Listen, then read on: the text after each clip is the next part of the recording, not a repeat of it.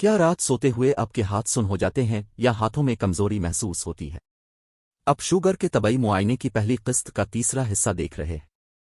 جیسے کہ اب جانتے ہیں کہ شوگر میں 5 طرح کی ہاتھوں کی بیماریاں لاحق ہو سکتی ہیں۔ چیرو آرتھروپیتھی اور ڈیو پیٹرون کا ذکر ہم پہلے 2 حصوں میں تفصیل سے بیان کر چکے ہیں۔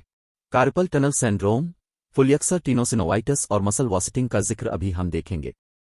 تفصیل چیک کرنے سے پہلے جلدی سے چینل کو سبسکرائب اور ویڈیو کو لائک کر دیں۔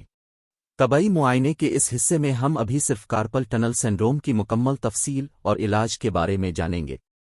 اس ویڈیو میں ہم جانیں گے کہ کارپل ٹنل سنڈروم کیا ہے، کارپل ٹنل سنڈروم کیسے لاحق ہوتی ہے، کارپل ٹنل سنڈروم کی علامات کیا ہے، کارپل ٹنل سنڈروم کی تشخیص کیسے ممکن ہے اور کارپل ٹنل سنڈروم کا علاج کیسے کیا جاتا ہے۔ یہ بیماری کلائی میں موجود ہڈیوں کے درمیان دبنے والی میڈین نروس کی سوزش کی وجہ سے ہوتی ہے۔ کارپل ٹنل سنڈروم کو سمجھنے کے لیے ضروری ہے کہ پہلے آپ کو کارپل بونز اور کارپل ٹنل کے بارے میں پتہ ہونا چاہیے۔ کلائی میں موجود ہڈیاں جو کلائی کی حرکت میں مدد کرتی ہیں ان کو کارپل بونز کہتے ہیں۔ کارپل بونز کے درمیان خلا موجود ہوتا ہے جہاں سے وینس اور نروس گرتی ہیں جسے ٹنل کہتے ہیں، اور کارپل بونز کے درمیان خلا کو کارپل ٹنل کہتے ہیں۔ ویڈیو پسند آئے تو لائک اور شیئر کر دیں۔ اگر آپ کے ہاتھ سن ہو جاتے ہیں تو اس میں میڈین نرو کا اہم کردار ہوتا ہے جو دماغ اور سپائنل کارڈ کے ذریعے بازو اور ہاتھ کی حرکت کو کنٹرول کرتی ہے۔ میڈین نروس کلائی میں موجود ٹنل سے گزرتی ہوئی ہتھیلی میں جاتی ہے جہاں سے یہ انگوٹھے، شہادت کی انگلی اور درمیانی انگلی سے جا کے مل جاتی ہے۔ کارپل ٹنل سنڈروم کی وجوہات کیا ہیں؟ یہ بلڈ شوگر سے، تھائرائیڈ کی خرابی سے، فلوئڈ ریٹینشن سے، بلڈ پریشر کے تیز ہونے سے، جوڑوں کی سوزش کی وجہ سے اور ہڈی کے ٹوٹنے سے ہوتی ہے۔ اس کی علامات کیا ہیں؟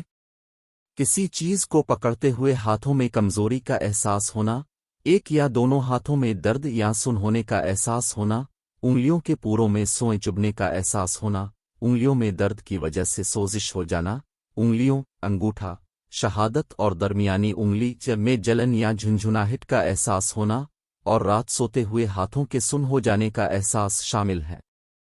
اب ہم دیکھیں گے کہ کارپل ٹنل سنڈروم کی تشخیص کیسے کی جاتی ہے۔ تشخیص کرنے کے لیے جو تجویز کردہ طریقہ کار ہے، اس میں پہلے آپ کی میڈیکل ہسٹری لی جاتی ہے۔ میڈیکل ہسٹری میں پہلے آپ کے جوڑوں اور ہڈیوں کو، بلڈ شوگر کی مقدار کو، کوئی چوٹ وغیرہ کا ہونا اور آپ کے خاندان کے کسی فرد کو شوگر یا کارپل ٹنل سنڈروم کا ہونا شامل ہے۔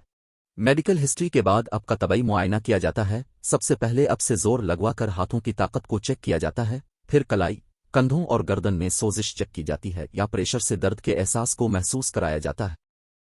اگر طبی معائنے کے بعد کوئی علامت ظاہر ہو تو اس کے لیے مخصوص ٹیسٹ کیا جاتا ہے جسے نیرو کنڈکٹ اسٹڈی کہا جاتا ہے۔ اس ٹیسٹ میں اسٹیمیولیٹر کو میڈین نرو کے اوپر رکھ کر الیکٹروڈ اور اینوڈ سے میڈین نرو کو کرنٹ دیا جاتا ہے۔